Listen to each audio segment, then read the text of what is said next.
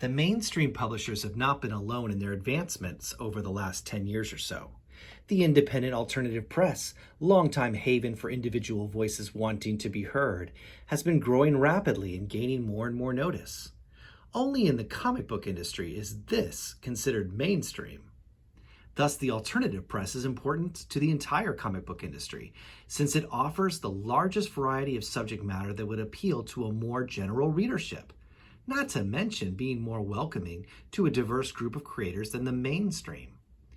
Alternative comic books also represent the largest number of books being produced by individuals or small collaborations, rather than the usual assembly line process. Comics are one of the only forms of mass entertainment that can still result from a single, unaltered creative vision.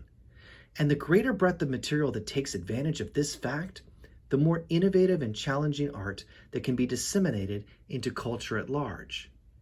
There is much to be gained by getting creators of all genders and from various ethnic and cultural backgrounds involved in comics.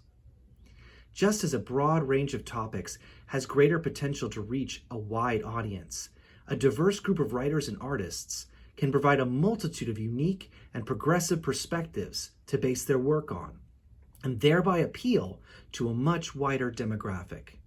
Diversity builds upon itself, and in a market that is dominated by a single genre, encouraging that diversity is crucial. Accordingly, the larger and more prominent the alternative press becomes, the better. There's never been more large alternative comics publishers than there are today. The last decade or so has seen the ranks of alternative and indie publishers joined by a host of new small press and self-published studios and companies. These new publishers share in the same spirit of producing quality comic books that fall far outside the box society tends to draw around the notion of comic book art.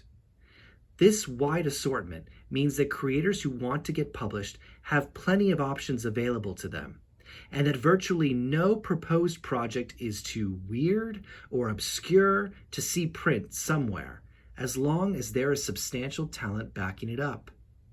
The majority of alternative publishers openly accept submissions, and each holds high standards for the work that they publish, encouraging outside-of-the-box thinking and creating a healthy competition amongst publishers for gaining the best talent.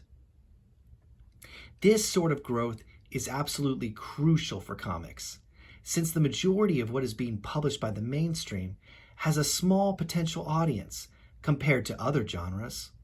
Possibly the most important characteristic of these publishers is the fact that they generally keep their books in print, in graphic novel format, as long as there is a demand for them.